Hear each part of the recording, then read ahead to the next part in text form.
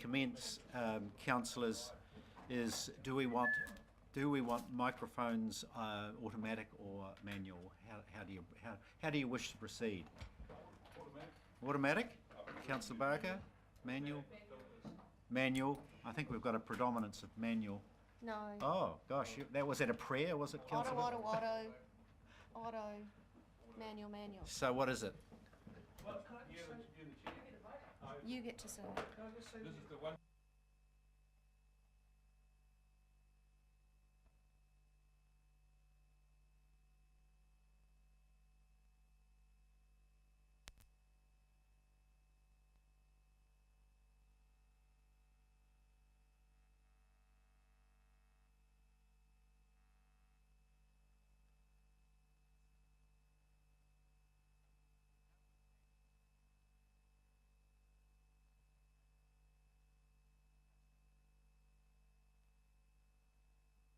Manually turn my speaker on. Councillors, welcome to the staff. We've got a reasonable lineup of staff this morning. James? Unfortunately no Jess though, she has a sick child, so her apologies for today. Yes, I hope that's goes well. Welcome. Are there any notices? No notices. Are there any apologies? We've got standing apology. Well, we've got leave for both councillors Dick and Graham, but no apologies. Apology from Torawaka. Apology from Torawaka. All those. Thank you, councillor. Seconded, Councillor Bailey. All those in favour of receiving the apologies? Aye. Thank you. Conflict of interest declarations, are there any? There being none, we'll go to the minutes of the corporate strategic meeting held on the 20th of September. Have you got those in front of you? No issues arising? Oh, no, sorry, no amendments to those? Anyone? Yes, no? Chair. Yes, Councillor Bailey. Thank you, Chair. Item number 15 on page 6. Item number 15 on page 6. I'm not entirely sure whether the bullet point survey to assess visitor nights for WINS clients is what it relates to the comments I made to the General Manager regarding the discussions I'd had with different moteliers in town. So you're saying that's incorrect? That's not correctly stated? Is that what you're? Yeah. I would rather have the amended be just discussion on survey to assess visitor nights for WINS clients. Yeah, so it's a discussion on the survey. Yeah. I suppose, yes. Moving that way? Can we note that, Madam Secretary? The fourth dot point bound, just to make an amendment. Be a motion, surely? Do you need a motion for that? Sure. Okay.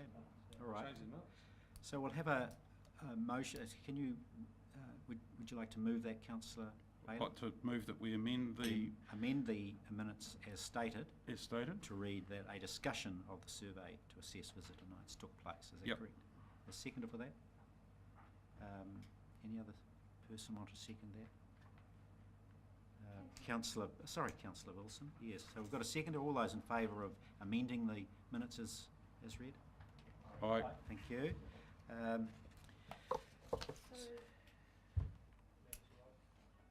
We need to accept them now. Well, yeah. So we'll now move to adopting the minutes. So do I have a move for the minutes as amended? Councillor Hewitt, Councillor Bailey, all those in favour? Any matters arising from those minutes? Is that follow-ups? No, it's not follow-up, it's matters arising. All I'd note is that the recommendations of the Finance and Audit Committee, there's a note there in the minutes around the introduction of the internal audit service provider, and that'll become apparent in that particular item when we get to it. Councillor Wilson. Chair, through to the Chief Executive, the presentation of Napier City Council Aquarium expansion business case, have they been forthcoming in with any extra information at all following that? And the reason I ask, just to clarify that, is you know, the commentary around the focus on conservation and educating the public, I thought it was a bit flimsy that day. Is that been strengthened? Councillor, we haven't had any further information from the Napier City Council since that presentation. As I understand it, they are taking a little breather as the new government has been formed and are in discussions with the new government about the nature of any support from central government. So I would expect that we'll see some more progress early in the new year. But I'm more than happy to make an inquiry on Council's behalf to the Napier City Council as to whether there is any more information they can provide us. Happy with that.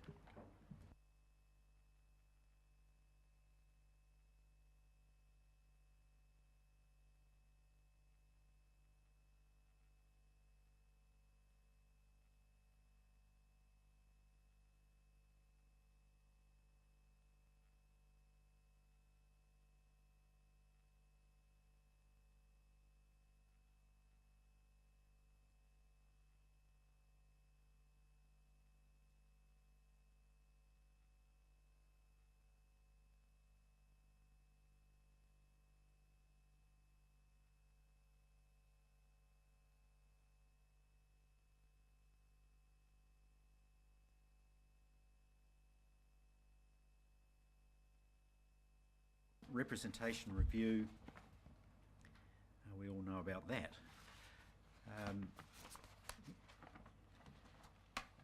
Can I have a mover that we receive and note the follow-ups from that follow-up report?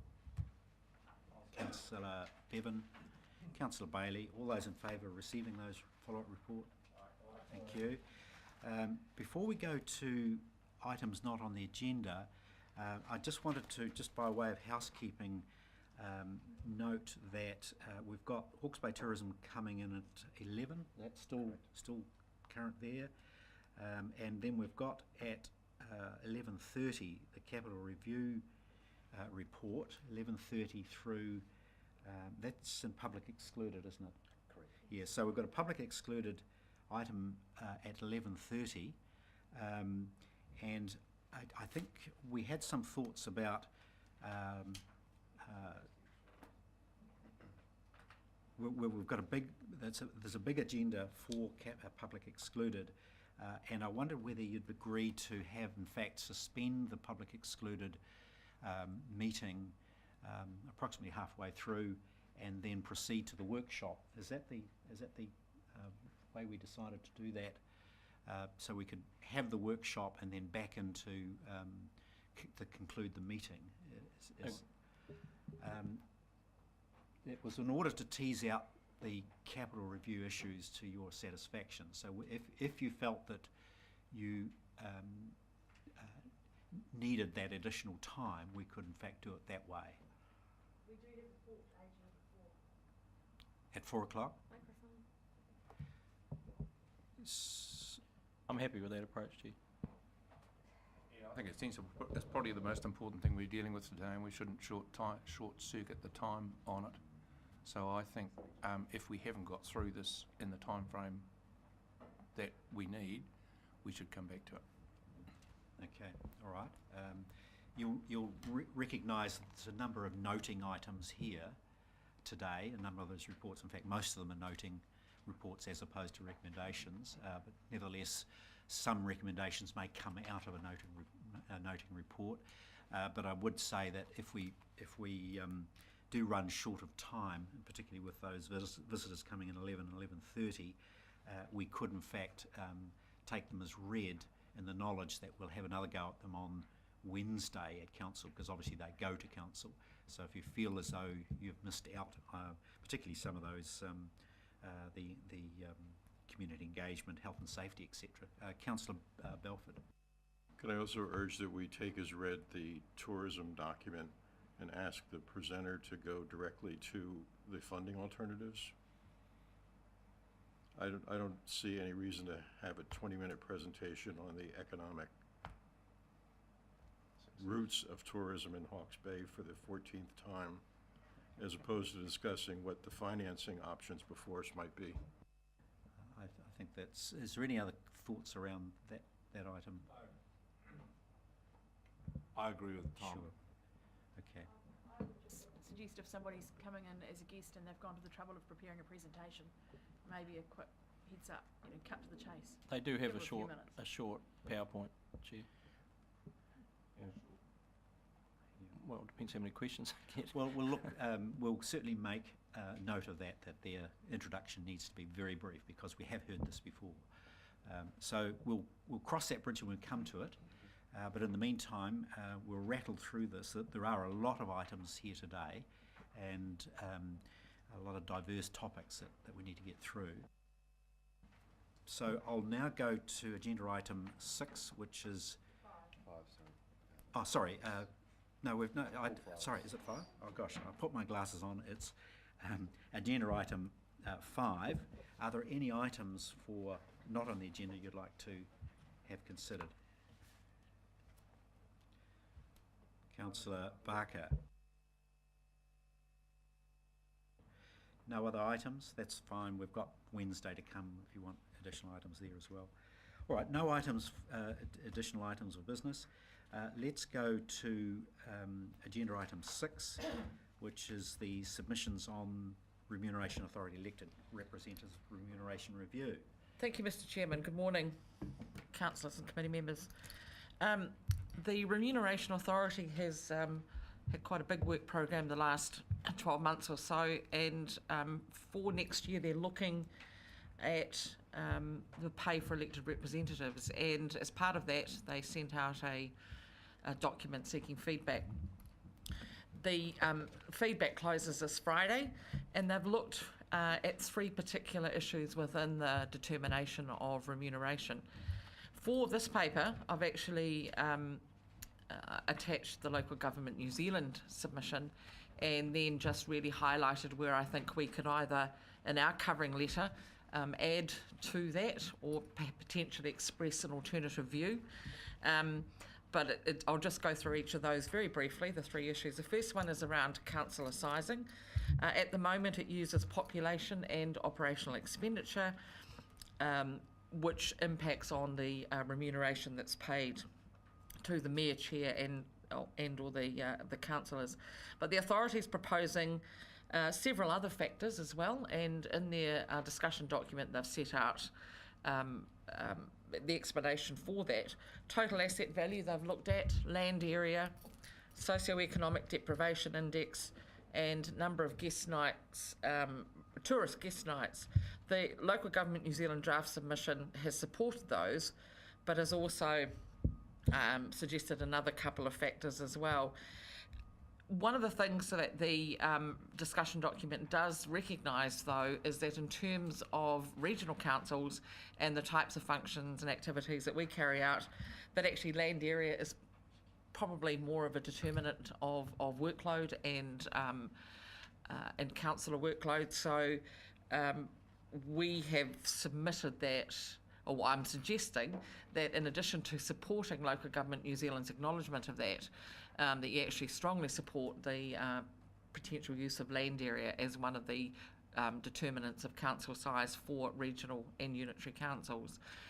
In the feedback I've had from councillors Barker, Wilson and Mr Mohi, Councillor Barker has made comment around not supporting socio-economic deprivation index as a factor, and querying the number of guest nights, and I'm perfectly happy to add that flavour into any feedback that's given to the Remuneration Authority as well.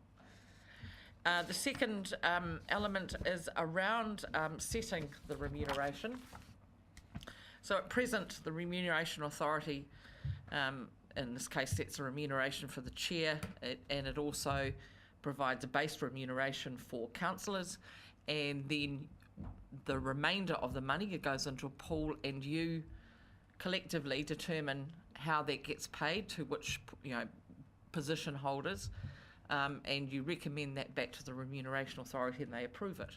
What they're suggesting now is that they'll continue to decide the pay for the chair. It will effectively be treated as if it were a full-time position, and probably in most cases now it is. But then there'll be a pool of money calculated, and that pool will then be allocated among the councillors, and councillors themselves will discuss and make recommendations on that. The whole of council. So there's no base salary. It would just be like bulk funding, and that's how it would work. You're expected then to debate that, come to a decision, go back to the Remuneration Authority, and they will adopt that.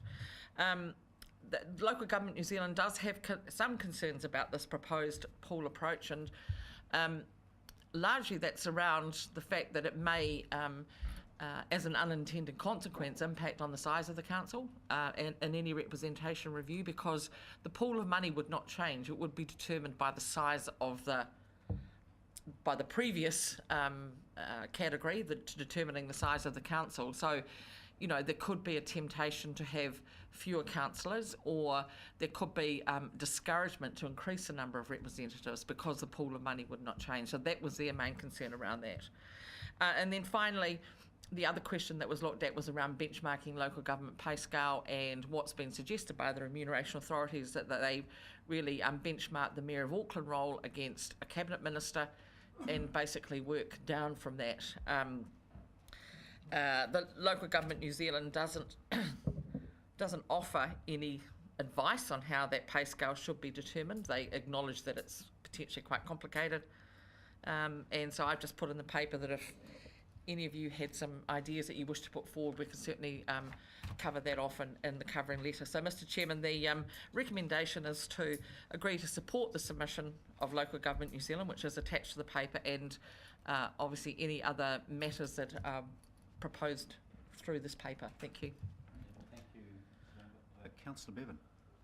Thank you, Chair. Just out of interest, what is a Cabinet Minister's salary? So what do we? I mean, I accept the proposition. I did look that up when I was doing this, and it's 3. I think it starts with a 3. I think 2. I was going to say 240. I mean, it does make sense that everything should go down from there, because that's the most important local body position. So that I think probably there'd be broad acceptance of that. Whether the level of his responsibility is equivalent to a Cabinet Minister is probably greater, you could argue. But I think probably that's been historically used, and I could accept that. My main question relates to the two issues that Councillor Barker had some difficulty with. And I mean, there's a whole range of things you could use, like as reference, like, I don't know, the length of coastline, or the number of football fields, or there's just, you know, the length of rivers or streams that you have. So what's the rationale for economic deprivation levels and tourist numbers? I think those are, and the Remuneration Authority would accept this, that those are mainly targeted perhaps at territorial authorities with the functions that they have to carry out, and it would be around, I guess, the affordability of that community, what they can actually, the types of facilities, you know, basic facilities that they can afford. The tourism one, I'm really struggling to actually find any rationale for why that would be included. Yes, I think I'm probably in Councillor Barker's camp. It seems to me that there's a lot of sense land area, and there's a lot of sense population, and after that it's just, I don't know, it's throwing a dart at a dartboard, really. Okay. Councillor Barker. My objection to socio-economic deprivation is that it is a term which has come from the university elites in the United States, which tries to say that your social status is somehow linked to your economic status. I have never, ever agreed with this. In fact, I've run a campaign of some decades opposing it everywhere I see the term. I don't believe my social status is determined by my economic status. My grandparents grew up very poor, but I don't think either of them had low socio-economic social status because of that. I know lots of other people who are very poor and have, in my view, you cannot link their social status to that. I find it a totally repugnant term, and I oppose it every inch of the way. It has no relevance. If you were talking about low-income areas, well, I can understand that, but not to link social status to it. I oppose it vehemently. The next thing is that in terms of what this council does, I agree with Peter. Bed nights has got nothing to do with it whatsoever, and in fact, all it will do is make any dumbass think, we do have a complete role in this, which we don't. I would have thought for a regional council, the most important thing was the risk that the regional council, an estimate of the risk the regional council has to carry in terms of being, the one that has to maintain the infrastructure, stop banks and so on. I can understand that. That would be a significant factor. I would also have thought another thing that would have been working for us was probably the better measure would be the number of possums, because we've got to do things on biodiversity. You with me? The biodiversity issues, those sorts of things, I would have thought were much more relevant. So I thought possums was a better indication for me of the use of the burden of the regional council rather than bed nights. But with me. They don't pay rates, sir. I know. But anyway, but that's Bloody woke me up last night. feral cats. But you know what I mean. Thank These you. are things we really do. We don't have anything to do with how many tourists fly here. Well, points well made, Councillor. I wonder whether we can actually capture that in... So, Mr. Chairman, what I suggest is that in the a covering letter to the authority, in addition to supporting LGNZ, we further strengthen our support, particularly for the use of factors relevant to regional councils that have been outlined: land area, probably total asset value and replacement, and strongly not oppose, but suggest anyway that the use of the socioeconomic deprivation index and number of guest nights is not relevant to the sizing of the council. Councillor Bailey. Thank you, Chair. On a different issue, the setting of the remuneration, I'm not keen on bulk funding of the whole caboodle. I think that, as Liz pointed out, that has some unintended consequences, but also think it sends a poor message to our constituents that we're basically setting our own salaries for, or our own remuneration, and also think if there is, it could create unnecessary tension amongst the councillors. I quite like the way it's done now, which is everyone's on a base and then you get some additional for doing extra roles. Councillor Belford. Question, right? There's a comment in here somewhere about remuneration on the same basis as CCO board members, if councillors serve on boards. Is there anything that presently restricts us from augmenting a councillor's salary on the basis of some role they perform? I'm thinking, for example, of Councillor Bevan's chairmanship of the coastal process, which he'd be obviously better than me to judge this, but it would seem like that's taken him at least as much time as his role on H-Brick, and much more. Are we able to do that as long as we are within our overall pool? So, yes, so you can revisit at any time the allocation of that amount, that portion of money that's above the base salary. So at the moment you recognise deputy chair, chair of A, B and C, D committees, but you could include other specific roles, but that would have to be approved by the council, or recommended by the council, and approved by the Remuneration Authority. It would. Yeah. Any specific? Yes. Yes, it would have to be done formally. Wouldn't we prefer to have that discretion, and wouldn't we say so here? Well, you would do if you had the pool approach. You could have that would be one advantage of it, certainly.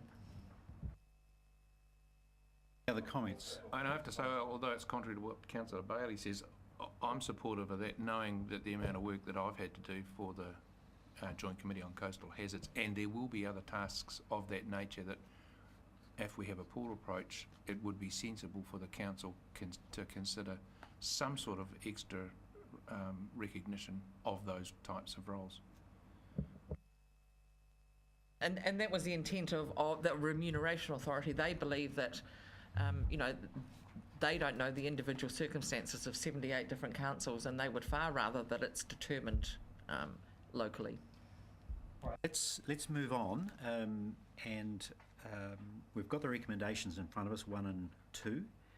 Have I got a mover for those recommendations? That's on page 11 of item 6. Got a mover? Councillor Wilson? I would move, Chair, but I do have some sympathy for Councillor Barker's view on the socio-economic, and the guest nights are irrelevant to regional councils. So if we could perhaps highlight that, I'm happy to move. That's already noted, but it's okay. Councillor Belford? I Are would you seconding? second, and perhaps we might consider sending a video clip of Councillor Barker's comments as a support attachment. Absolutely, yes, that's a grand idea. So if we've got a mover and a seconder, are there any comments you want to... Have you any Yes. comments you'd want to make around this, remembering that you can comment on Wednesday as well? Councillor Bailey? Oh, thank you, Chair. Just wanted to... My apologies. Yeah. Can I ask you to hold for a moment, because I had the mover wanting to speak and I didn't... Just very briefly around the pool payment approach. I mean, that's how most boards in this country operate. And frankly, there's only so many ways to dice the apple. So I think we either work it out or they work it out for us. But the end result is there's a pool of money and the whole lot has to be spent. So I see some flexibility in the pool approach, and I think it's where we should be encouraging them to explore. Thank you, Councillor. Seconder? Councillor Bailey? Yeah, thank you, Chair. The challenge I have with having everything in the pool is it would, like I say, I think it'd create tensions, whereas the system we've got at the moment, where we have a base for all councillors and then we have a pool on top of that, that to me I think is an ideal situation, you know, is a far more ideal situation. The fact that this particular council has traditionally split that up amongst committee chairs and so on is beside the point, I think. Thank you, Councillor. Any other comments at all? There not being any, can I have your view on all those in favour of recommendations 1 and 2? All say aye. Thank you. No against, being none. Councillors, we now move to agenda item 7, and I wonder whether I can have Manton and Melissa can you take us through this. So I'm taking it that everyone has read from cover to cover the Finance and Audit Risk Subcommittee meeting. I'm sure they have. And I think the relevant thing you need to keep in mind, I won't steal your thunder, Melissa, in fact, can you tell us all about the Finance and Risk Committee's deliberations? Absolutely. So good morning, everyone. Are you just referring to the audit program, or are you referring to... Okay.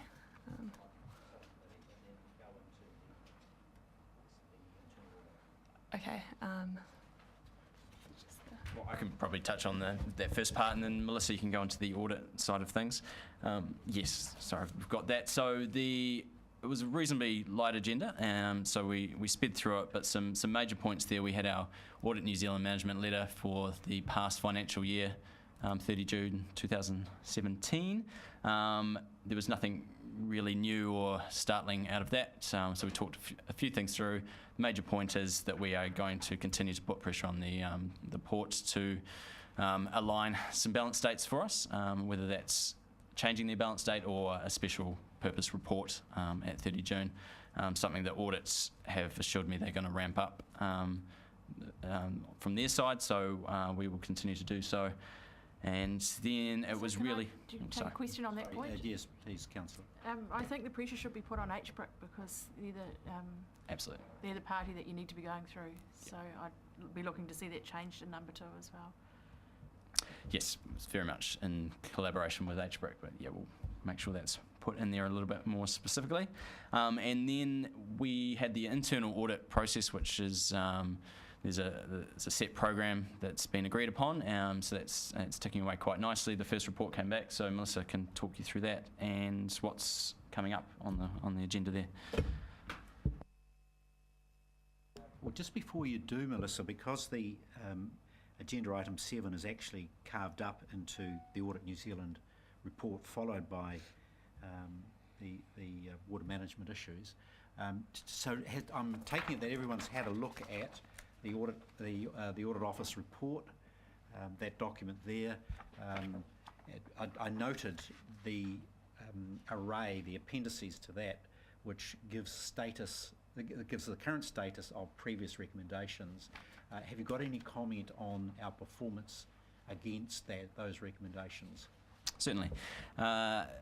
So this is the more detailed nitty-gritty audit situation that they go through every year. We have an interim audit, usually about April each year, and then the final one in June. They come up with a suite of recommendations for things that we could do better, or things that we need to cover off, and they progress report those on that report that you have there.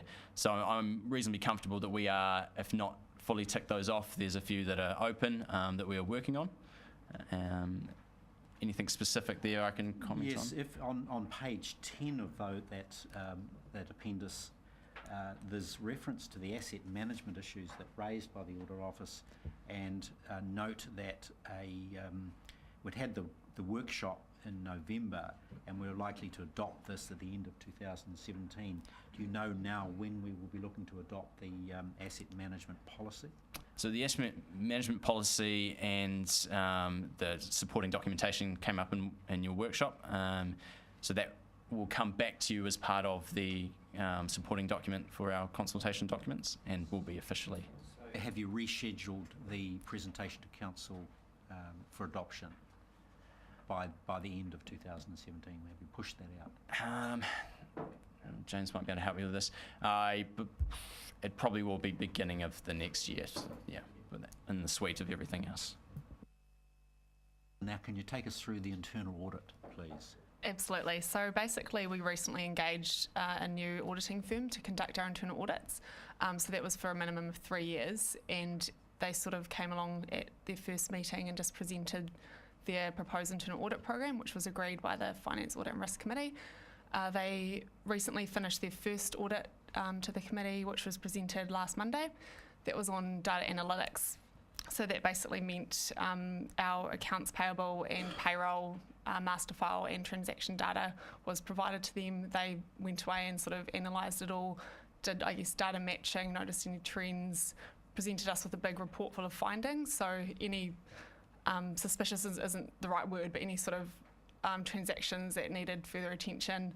Then we went through every single item and just sort of ticked them off. There are a couple of areas that needed sort of work, so we're working through those, and we've added extra controls to our processes as a result. So again, very, very minor, but things like a large list of duplicate vendors, so we're working through on sort of blocking any duplicates, that kind of thing. So overall, we were reasonably happy with that audit. There were no sort of major red flags or anything. And then the second audit program is on water management. So the scope for that has been agreed at the Finance, Audit and Risk Committee, and the scope is sort of quite linked to the OAG water program report. So that's also attached as an appendix as well.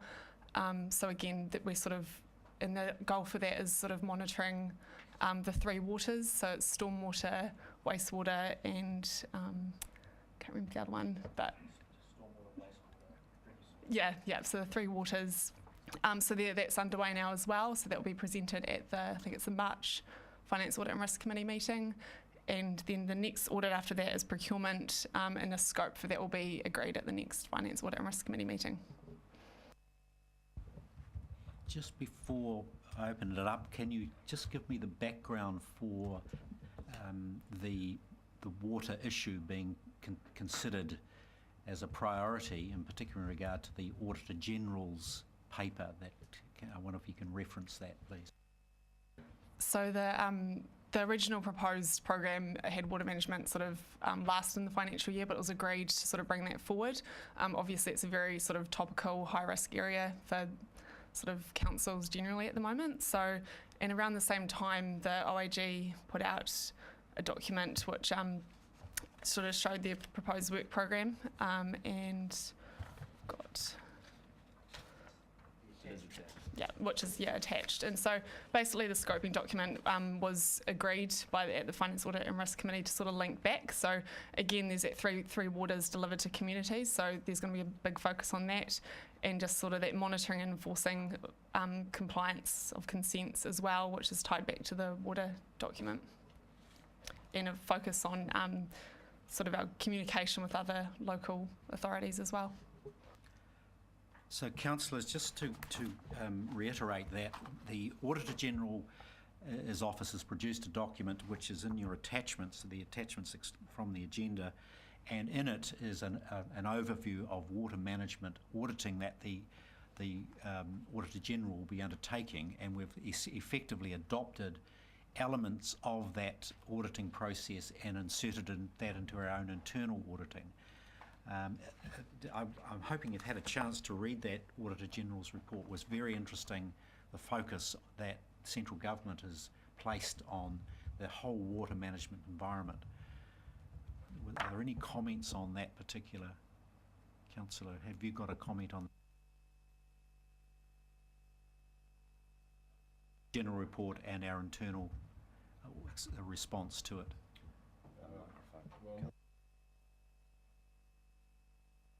I'm more interested in our inquiry here. I thought the Auditor General's treads over a lot of territory for the second or third time, actually.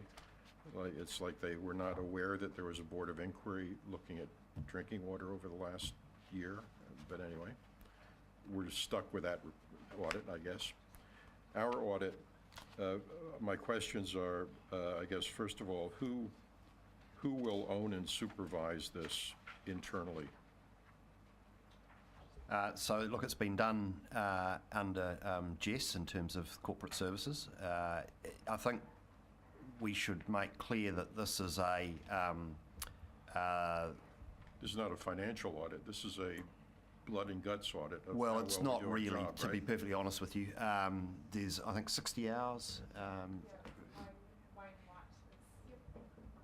So again, you're right, it's not a financial audit, so I'm sort of coordinating it, but Wayne Wright has been the agreed sort of contact person for this, who's our compliance manager. That is not acceptable to me, Mr. Chairman.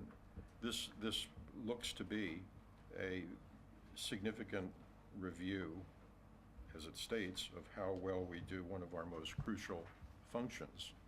And to have the person who conducts the activity be in charge of the review of the activity seems inappropriate to me, particularly in view of questions that have been raised about our handling of the Napier sewage discharge and who did what in connection with that, including members of this staff. And so if we're going to bother doing this, as far as I'm concerned, we need to do it right. So, Chair, if I could just clarify that, so Wainwright's not in charge of the review. He's the contact person for the independent review being done by Crowe Horvath here. And the thing we just need to make clear is that this is a review being undertaken by an accounting firm effectively, with 60 hours allocated to it. It is not a deep technical dive into our oversight of water management. The reason that it has arisen is that the company providing the audit is part of the Hawke's Bay LAS collective, and all 5 councils have procured them collectively to do internal audit. And in best practice, in addition to financial audit, they are doing some non-financial audits, which will be particularly around our systems and processes. And for all 5 councils, it was agreed that they would do a focus on water management. So that's how it's arisen. It's complementary to other bits of review that we're doing, but I wouldn't overstate its depth or significance overall in terms of our ongoing thinking around our functions in water management. Councillor Hewitt. Thank you. James, question for you. What was the rationale for changing from PwC to Crowe Horvath in terms of the internal auditors? And then I have a subsequent question too. Look, it was put out for tender, and it was a competitive process involving all 5 councils, and on on a cost and overall proposal basis, this is the firm that came through in front. Thank you. Can I just add, sorry, that they unanimously came through as preferred sort of supplier. They went through a massive tender process, which was put out nationally, and they came through, which was, yeah. Thank you. I was satisfied with James' answer. The second question, what is the cost of the water management internal audit? I'm not sure if I can disclose that due to commercial sensitivity, but basically they provided us, we sort of told them overall what we were willing to spend on an annual basis, which was $30,000, and then they've given us a number of hours per year, and so they've given us 60 hours for this.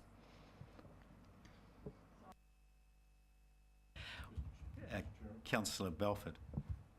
I disagree with that answer about commercial sensitivity, but be that as it may, as a councillor, I would like to be privately at least informed what this is costing us.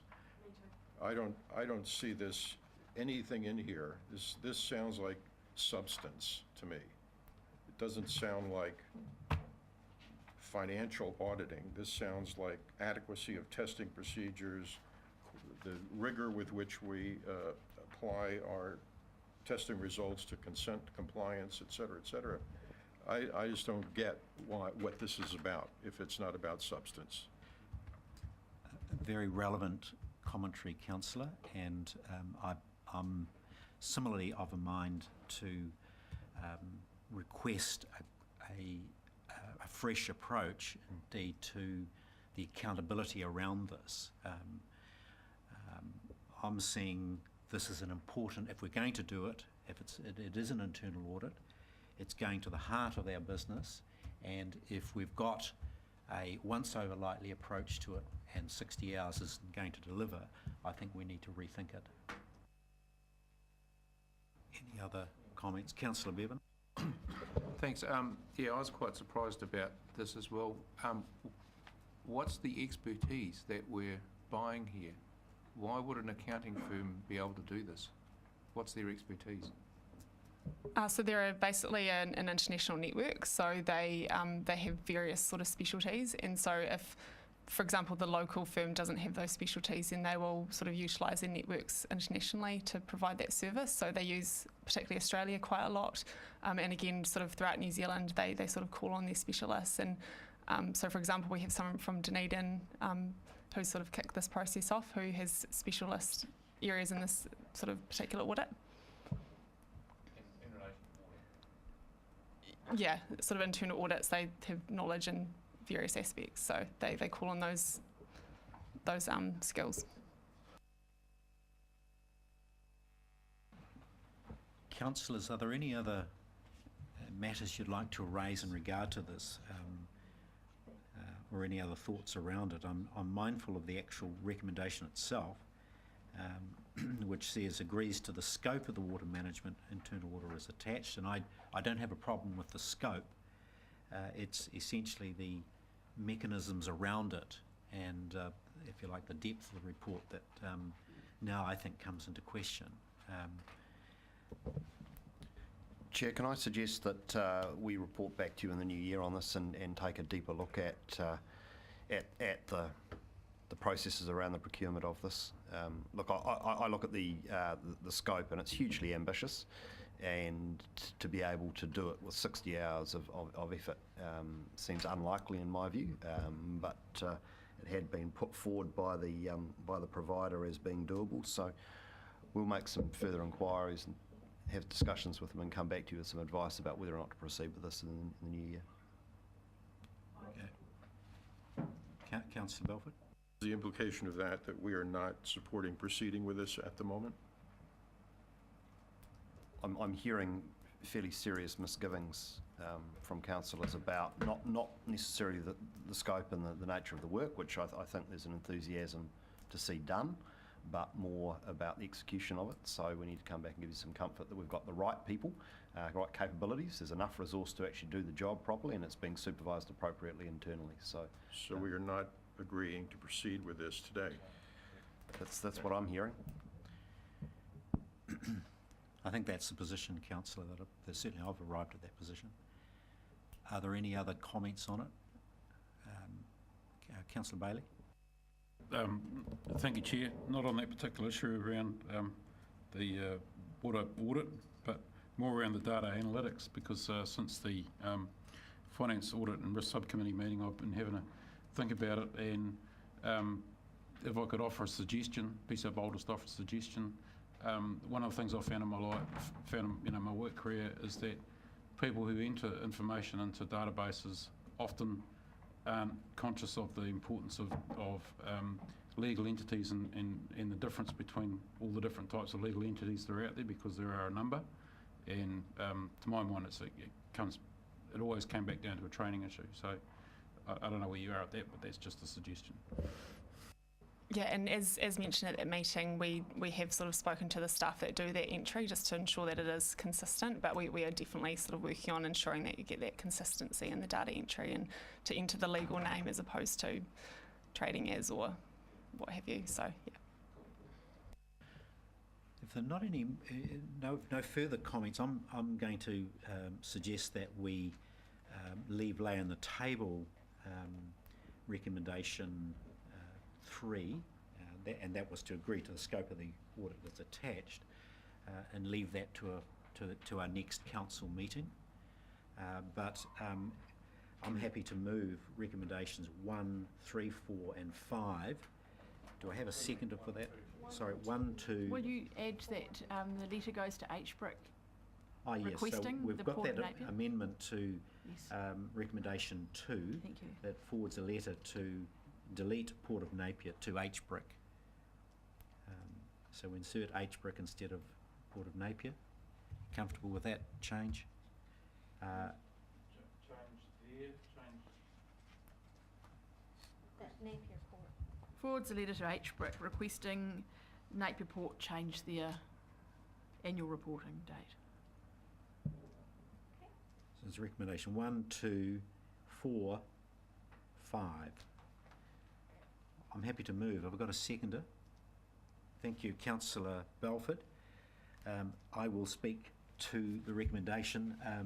I just did want to comment that the data analytics paper was exceptional, I thought, and I think we can reasonably conclude that our internal financial management and fraud management, risk management around that is exceptional, and the results show that. So if you've got a bit of time to look at that paper, I suggest you do, and the technology and use of data management has certainly come to a new level and gives us protection for that.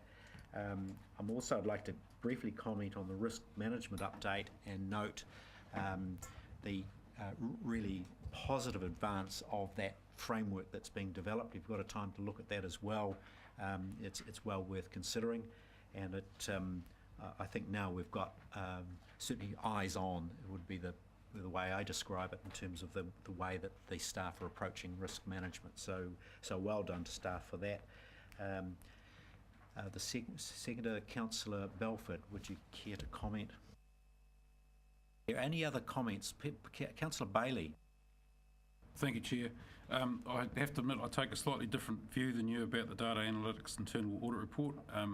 I thought it was disappointing that we had so many errors. I mean, admittedly, a lot of them were of a minor nature, but to me the most important thing is that now we've got that information to hand that's come out of the audit report. I'm looking forward to a much improved report next time round. So, no, I think that's a good place to be in. Any other comments? Or just commenting on your comment, Councillor, the thing that I'm pleased about the report is, in fact, we now know what we didn't know previously, so that's a positive out of it. We know what's going on and we know where the vulnerabilities are. So we've got those recommendations, excluding recommendation 2. All those in favour of those recommendations, say aye. Aye. Aye. All those against? Carried.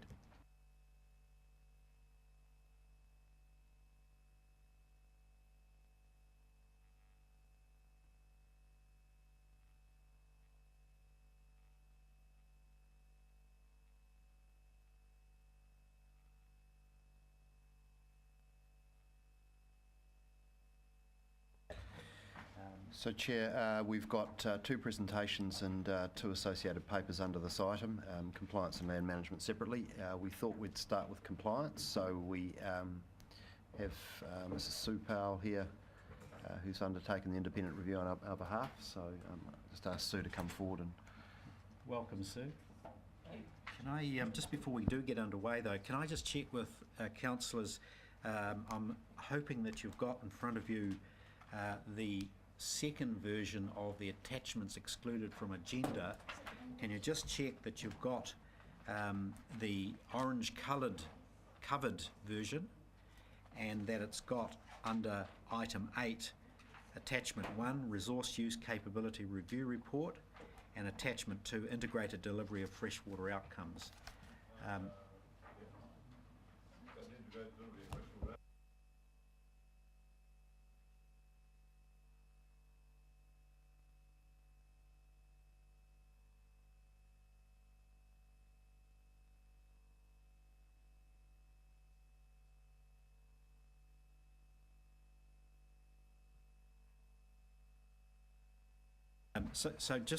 So be clear that there are 2 papers.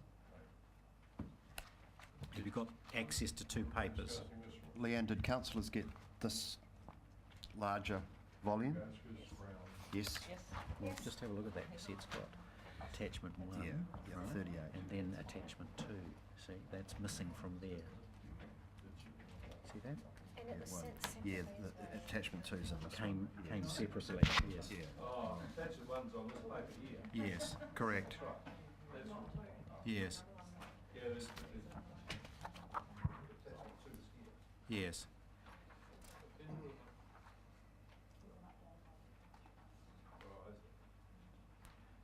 So we're all on the same page? We know what we're talking about?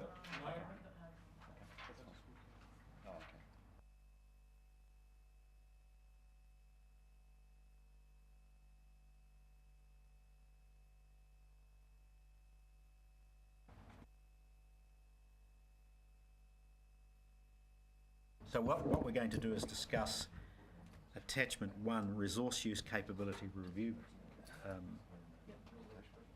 Is that the one we're looking at? Yes.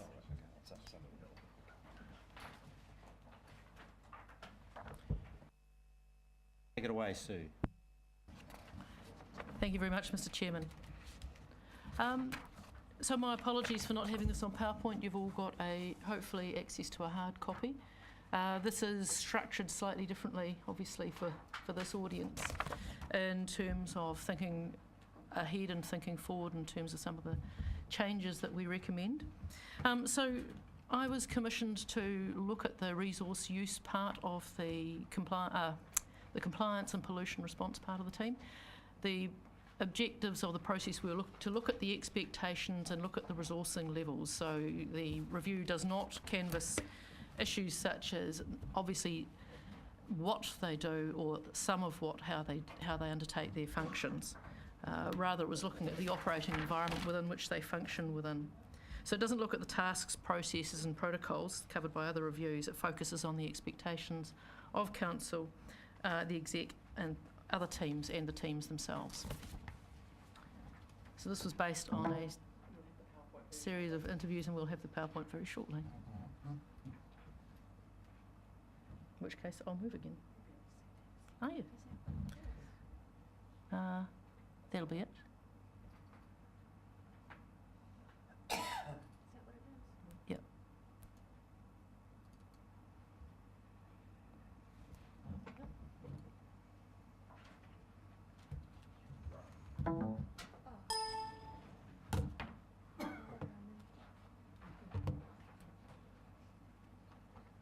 So to drive it?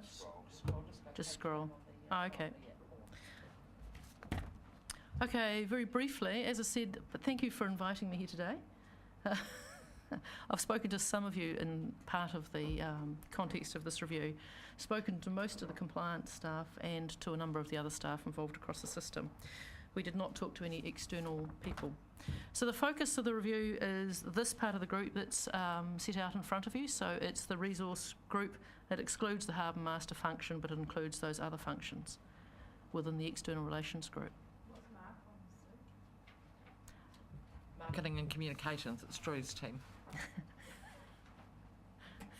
Sorry, I stole this off your own information. We gave it to you. You did. Yeah, you gave it to me. I didn't steal it.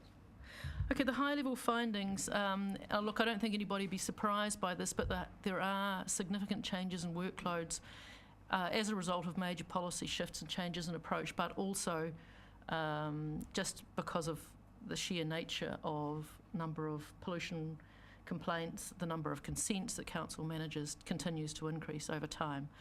So those workloads have continued to rise year on year, and in my view, the teams are not currently equipped to meet these challenges. I'll come back to that in some more detail. I just thought I'd put out for you my view of what a resource management ecosystem looks like. None of these team functions can exist in isolation. They all require dependence on one another to deliver on council's statutory RMA obligations. So it needs all of those different functions to operate successfully. So you can see that, for example, policy requires input from compliance in terms of how are things working, how are the consents working, in order to draft policy that's going to be efficient and effective for the council to administer. So in my view, in my analysis, what the council needs in order for this team to be successful at a system level is it needs really strong strategic direction, and I note council has recently adopted a strategic plan which sets the focus. It needs strong leadership and governance, and when I'm talking about governance, I'm not talking about this table, I'm talking about governance across the functions at the second and third tier operational level, which means that people have got a view right across the system of all of the operational needs, whether it be from policy, land management or other areas. And it needs strong leadership to keep that focus on the strategic objectives of council, so that everybody is orienting towards the same goals. The links and dependencies between the teams are critical, so if we move back here, obviously for policy to be able to function, it needs to be able to be implemented, consents need to be practical, they need to be monitorable, and again, on the outside ring, I've got the science team, which is also looking at the larger long-term outcomes, which is the science from the state of the environment monitoring is actually telling you what's going on in your resources and your natural resources. So all of those things play a part together. You also need that culture of resource allocation to need, so that when council is faced with an emerging issue or a crisis, you can actually start to pull teams together who can respond to that and shift the resources and reprioritise according to those sorts of circumstances. At the unit level, it's also critical that the team aligns to the strategy, so that the team has a very strong understanding of what council's expectations are, and that it's implementing that strategy. It also needs performance metrics that support and reinforce the direction of council's priorities. And I can come back to that point a little bit later, and you've obviously all got the report, so you'll probably know what I mean there. So when we talk about current state and normal business, the teams, in my view, are at the limits of their capacity to service the business as usual requirements. So the compliance, you've got a team of 4 with a growing number of consents to manage. You've got significantly more coming down as a result of Plan Change 6 in particular, where you're going to have a significant number of farmers presumably requiring resource consent, and the team needs to be ready to manage that. Pollution response has seen a year-on-year increase in the number of complaints coming through the system. It's now nearly trebled. The team is working very much on ensuring that every complaint is responded to and every complaint is closed off. That's an interesting dynamic that operates, and it's great practice, but in reality, are these the highest priorities of council? Is every complaint as important as every other complaint? And are they as important as other council issues? So work is prioritised to a matrix, but it's done in isolation. So there's a very good risk management matrix that's in the resource use strategic plan that sets out where the team will put its priorities. But that appears to be a little bit in isolation of council's priorities. So while council does have a strategic plan, and my understanding is the team is looking at how do they start to reorient their practice around the strategy, that hasn't really been done yet. So at the moment it focuses on harm and risk, which is good practice, but it needs to be seated in that Hawke's Bay context.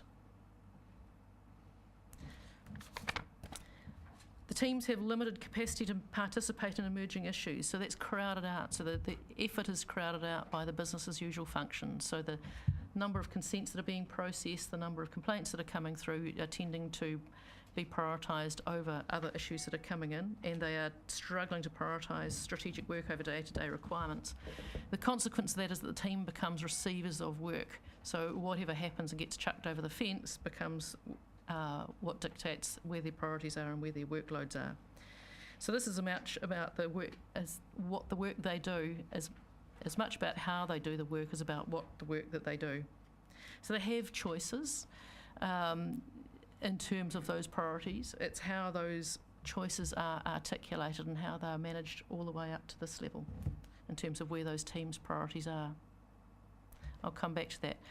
There are significant future state requirements coming down the line. So Plan Change 6, nobody's really able to articulate to me exactly what Plan Change 6 is going to mean for compliance. My understanding is we don't really yet know.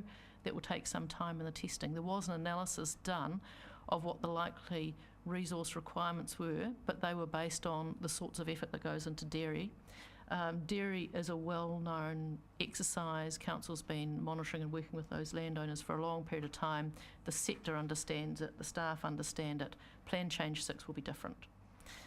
You've got a sector that is coming to grips with it, trying to understand what the requirements are, and so that means that you will have a very different bundle of effort required.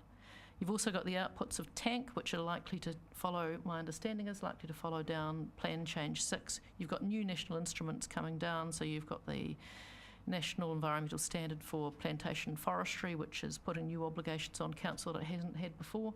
And you've also got the reconsenting requirements, which comes with the reconsenting through the Heratonga Plains Aquifer, which my understanding kicks in about 2019. And additional to that, you've got shifts in community expectations about what will be monitored and to what degree it will be monitored, which has changed over time. All of these put significant pressure. The team needs to be involved with these processes because you need the skill sets. At the end of the day, the people that are going to be monitoring those consents are the compliance team, and if the compliance team isn't engaging in that work, then either there is a risk that they will, you will end up with things that they find difficult to monitor or difficult to enforce, and it will require significant investment of effort to ensure successful integration to the business as usual work. So with a mountain of work coming in the direction that it's coming, that's going to take quite a bit to, if you like, package it up with the existing workloads. So some of it will be replacement. So for example, the reconsenting, it's a replacement of one set of monitoring conditions potentially with another. But for the likes of TANK and Plan Change 6, you're going to have new obligations that will need to be integrated. The consequence, if nothing changes, the current focus means that the team will continue to operate in increasing isolation. So the team has been focusing on current priorities on the business as usual functions. Without integration into the broader work program, you've got risks that that the team increasingly focuses on the work that it's been given to do and that its expertise is not deployed to the best effect for the benefit of council and the community. And there are risks of unexpected consequences emerging with both new work and emerging issues. So those risks are things like, as I said before, consents potentially not having particularly enforceable or monitorable conditions, programs not being set up in a way that the team in its current configuration can actually manage, and potentially relationships with the sector requiring quite a bit of work to ensure that there is good and solid understanding. There are current inefficiencies in the system that you get because of the way that the work is prioritised. So at the moment, for example, particularly in domestic wastewater systems, we can see that failure to drive down the accreditation process has meant you've probably got increasing numbers of people who are not in the accreditation system. That means that it's going to be yet more compliant work for the compliance team, and we're also finding circumstances where consent officers are also having to go down and do visits because consents hasn't been able to get to those pieces of work, and so you're having visits both from consent officers and from compliance officers. So in my view, additional senior resources are needed in both of the teams to manage the strategic and those emerging issues. And additional resources also to manage that business's usual workload to ensure that that senior capability is freed up to take part in that work program. There needs to be a refresh of the resource use strategy to ensure that it's aligned to the council strategy so that the priorities are appropriately established, and make sure that the things that are of most concern to council are being prioritised the highest. And there needs to be some thinking about the broader team form and function to enable that ecosystem approach. So that's a bit of a wild card recommendation that I've thrown in there, but while you have a very narrow functional focus, the focus of your effort will tend to be on your responsibilities. If you've got a slightly broader focus, it will tend to make you think about how you need to work across the system. So that's my canter through my report for you. I'm very happy to take any questions. Thank you, Sue. I'm sure there'll be some questions around this. Any takers? Councillor Belford. Thank you for the report. In your third bullet there, it's about developing a resource use strategy that is aligned to council strategy. And in your written report here, you refer to the resource use strategic plan of 2014. That's referred to in this document on page 49, our numbering. It's on page 11 of the report itself.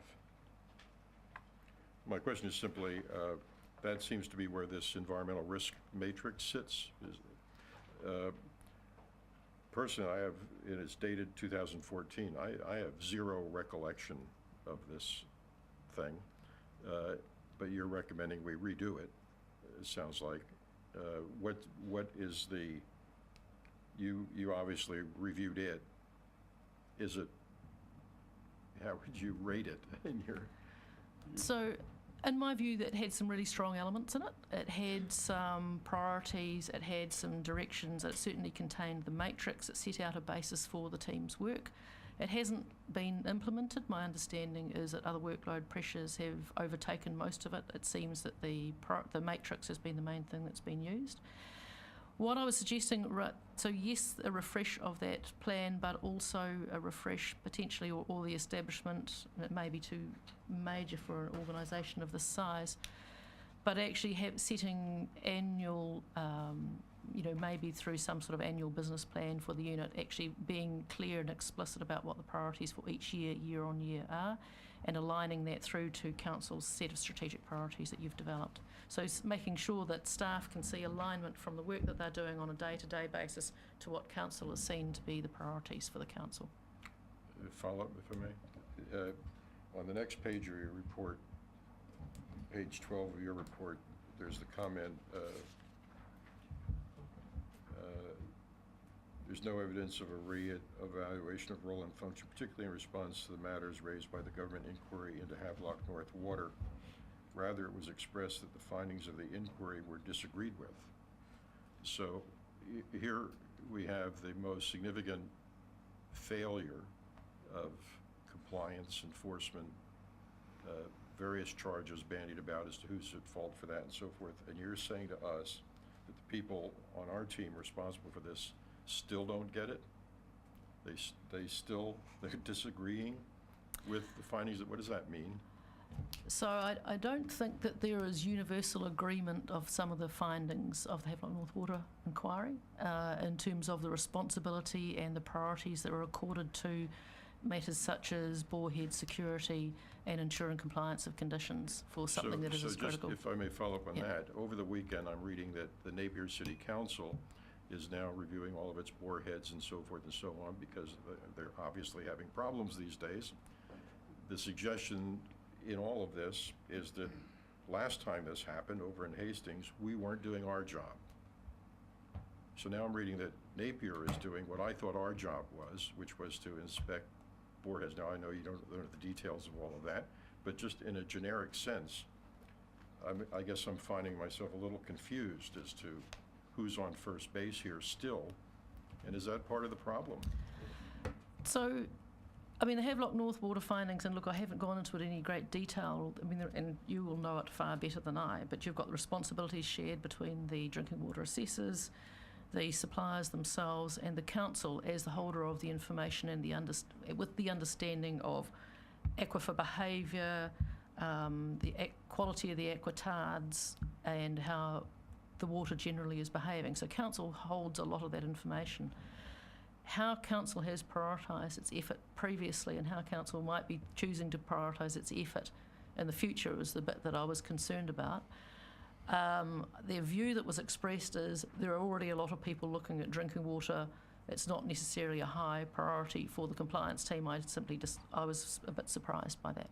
So, last question then, where you say additional senior resources needed in both teams to manage strategic and emerging issues,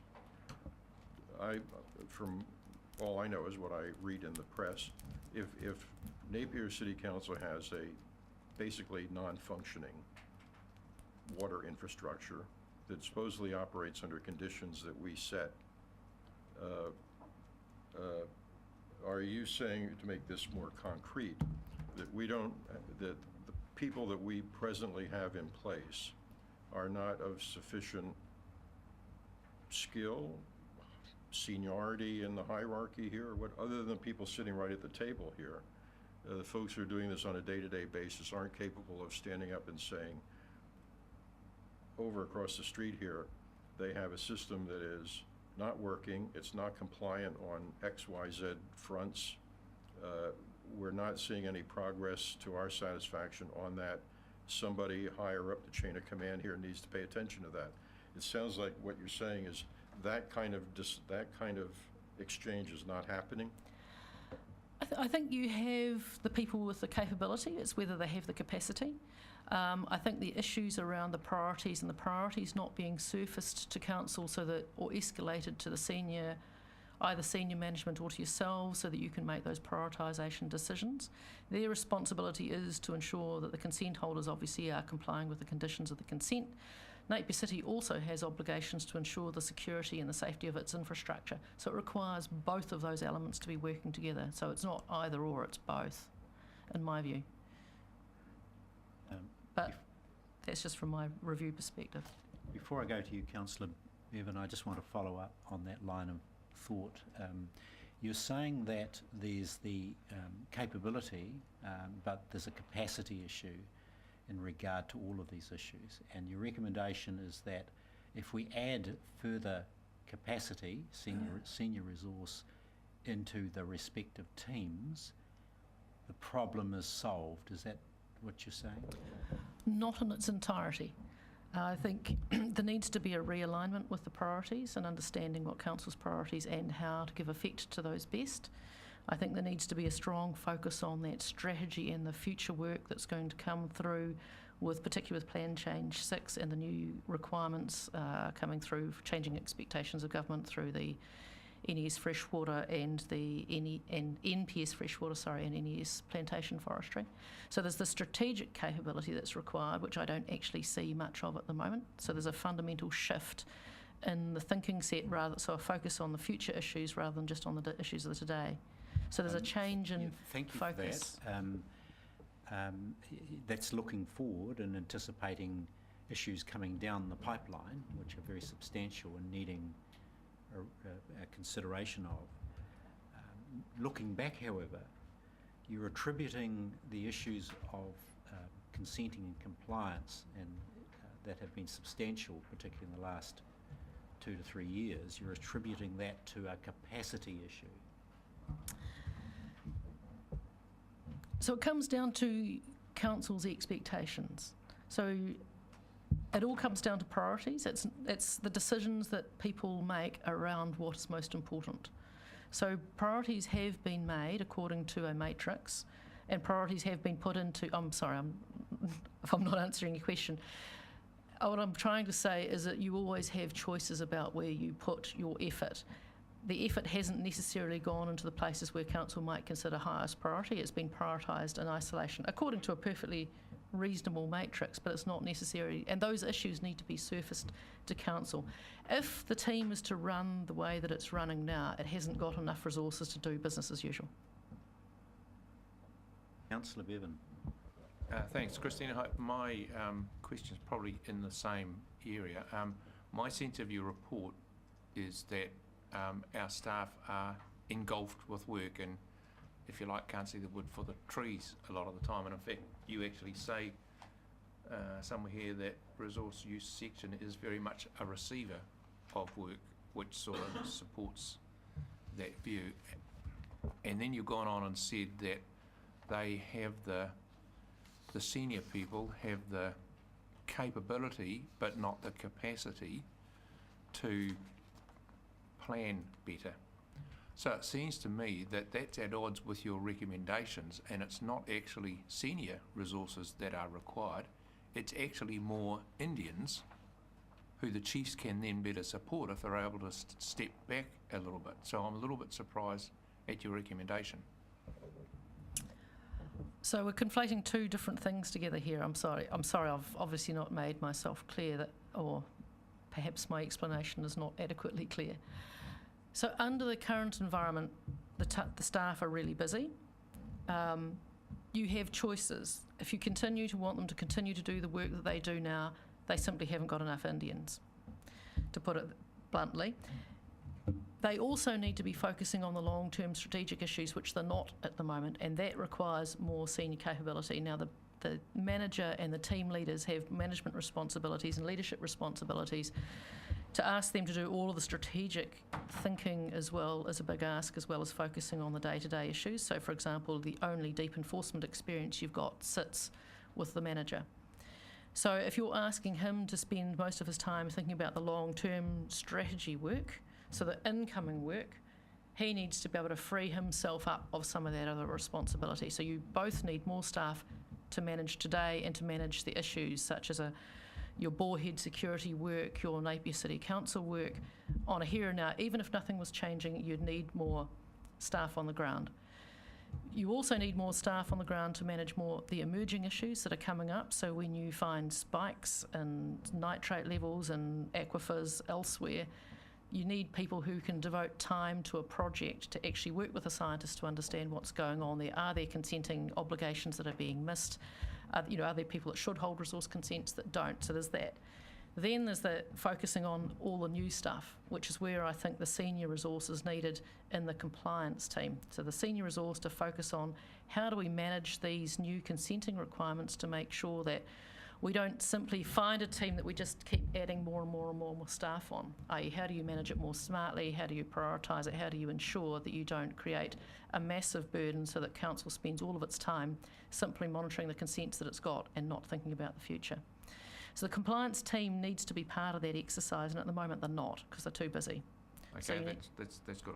I understand now what you're saying. Yep. So a follow-up question to our staff, in our long-term plan discussions, is your view that we have allowed sufficient extra staff in the light of what Christina's report is saying to us for all of this?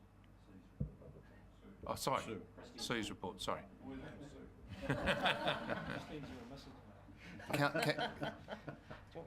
Well, look, I'll have a go, and Liz may want to add. The short answer is yes, in terms of the number of people that we have, new FTEs, total of 4 budgeted in the LTP. However, I am a little concerned though that we're budgeting it presently on the current cost recovery split of 70% cost recovered, and so you might want to comment on this, the extent to which this team is currently, because it's 70% cost recovered, they are very focused every single day on hitting that target, so making sure the work they are doing is billable time, because they're only getting 30% of their revenue, their funding, from general rates, and the consequence, I think, of that is that there's a focus on cranking the handle, getting those consents monitored, etc., where we can send an invoice out. And some of these bigger issues that have bedeviled the council in recent years haven't been particularly recoverable in terms of cost, and therefore they have a bit of a reluctance to go and do things for which there is no revenue. So in looking at our LTP, I want to go back and just test that over the next week or two. So have you got anything you want to add on that? Yeah. So in the report, and it's mentioned in the slide, my apologies, I haven't put it back on the slide view, When I say performance metrics that support and reinforce council's direction, the performance metrics that matter most to the team are the achievement of their cost recovery and the achievement of the either on the compliance side, the numbers of consents to be monitored, so ensuring that they hit the 90% of all consents monitored. So those metrics, in the absence of any other priorities, that is what's driving their work program. So unless council's priorities are driven down into the team, those are the dominant metrics. That's what they're currently responding to. That's what you'd expect them to respond to, because that's what they're told they need to do. So there needs to be, in my view, either, and it depends on how your organisation is structured, either you need to create a separate cost centre that they can bill their strategic time and their planning time into, and while they continue to maintain their 70-30 performance split, or you need to change the way that you set those metrics. But those metrics are driving that behaviour in the absence of any strong alignment to strategy. Can I just, before taking Councillor Barker's question, I just want to ask you this. It gets back to this expectation, and I'm surprised that we're focusing on metrics, a limited range of metrics, as opposed to outcomes that are there.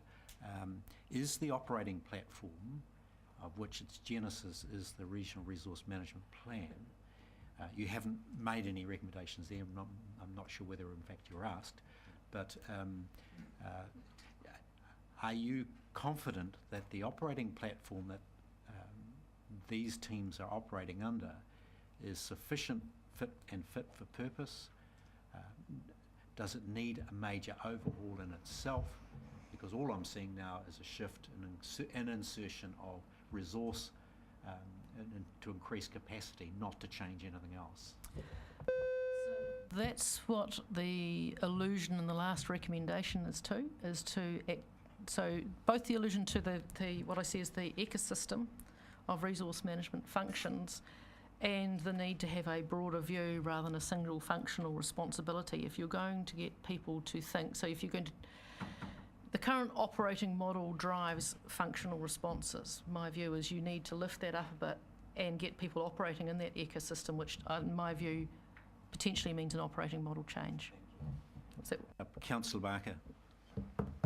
I just wondered, in your review, did you have a look at an emerging issue, the Waihi Dam, and see how our team performed in that regard? What comments would you have on that?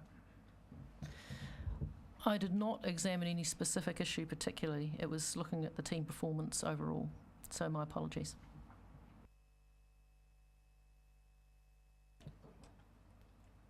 Thank you, councillors. We do need to move on, but before we move off, we need to move to yours, Ian. What are we next? Yours is up, the land management.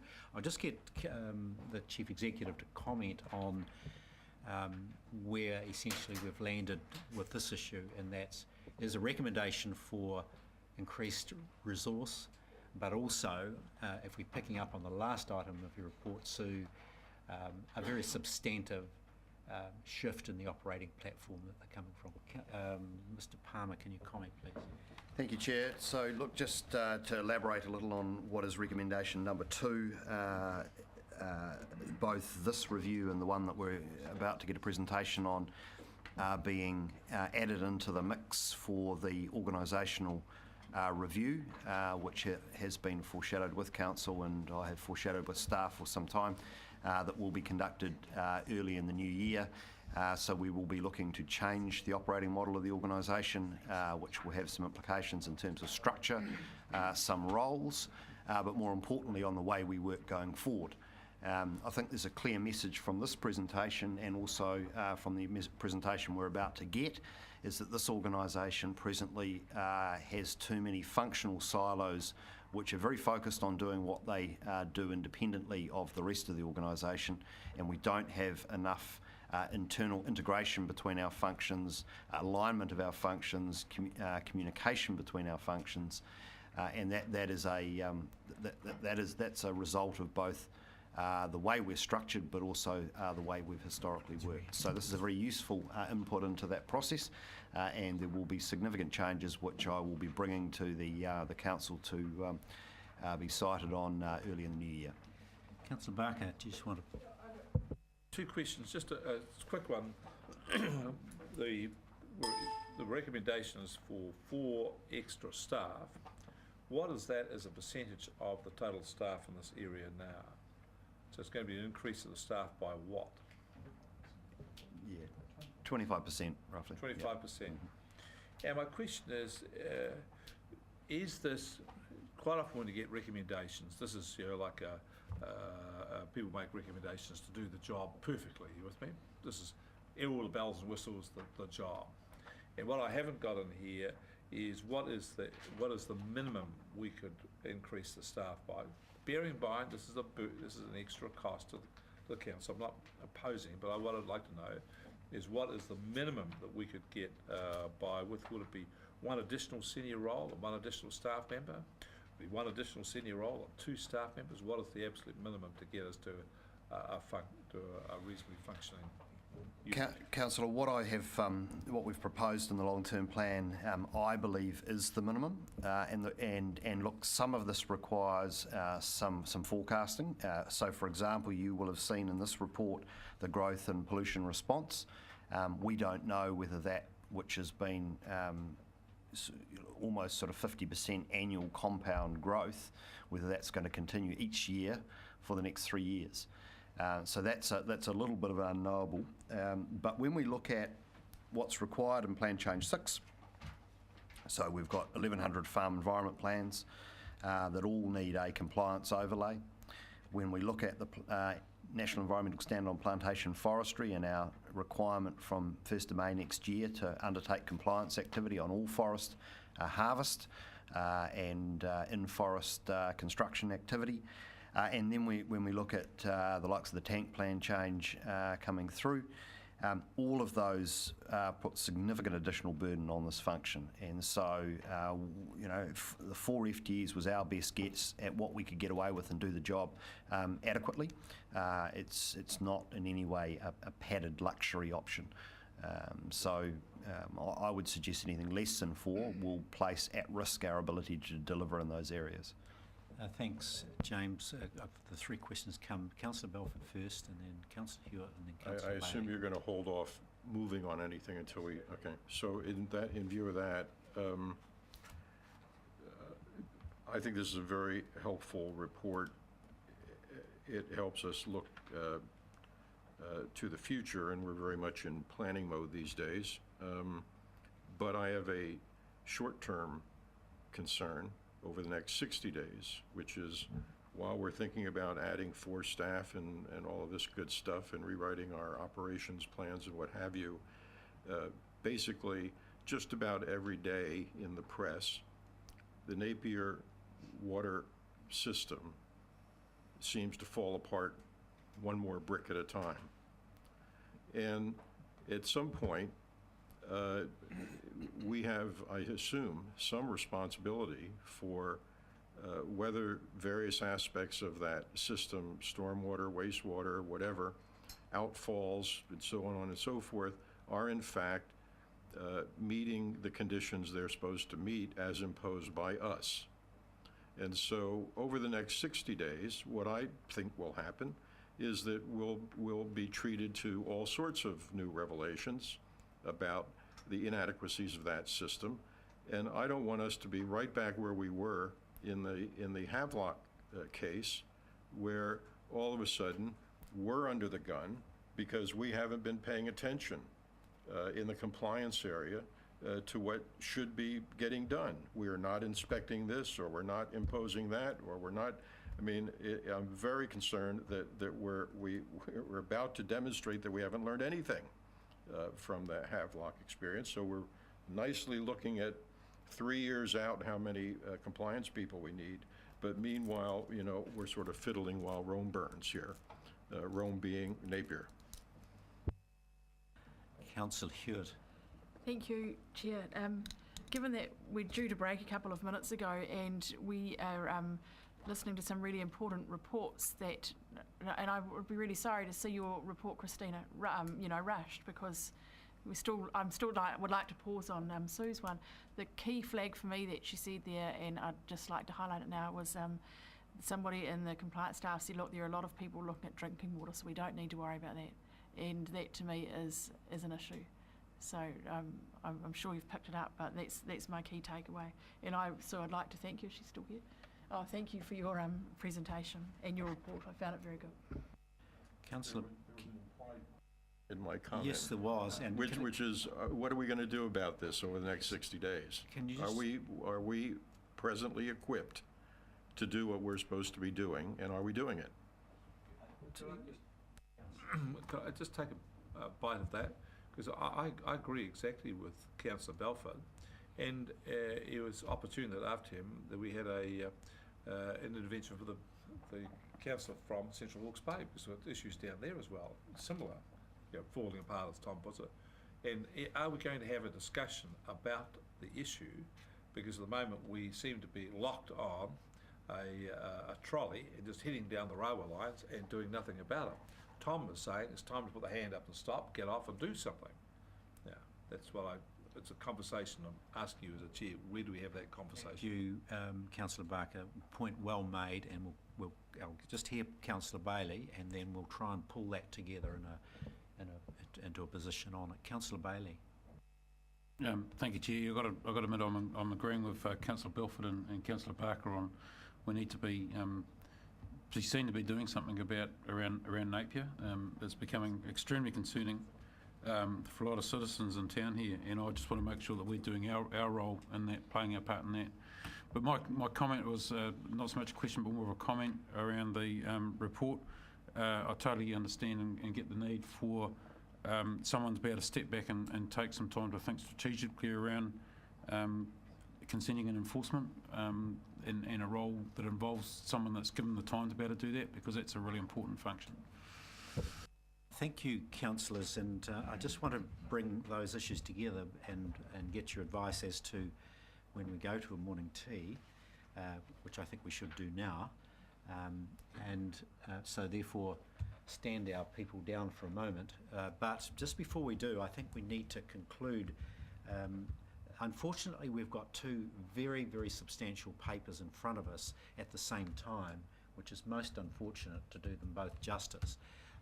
But I think, and maybe we come back after morning tea with a response from the Chief Executive in regard to the issues raised. So what is the plan over the next, I would suggest 90 days, Councillor Belford? What are we going to do to mitigate what is clearly substantial risk to the council in this area, and what can be done? What resources can we apply now to get into and on top of each of the key issues consenting and compliance-wise over the next 90 days? We'll break for morning tea, and I'm sure that'll give a little time for the Chief Executive to give us a response after that.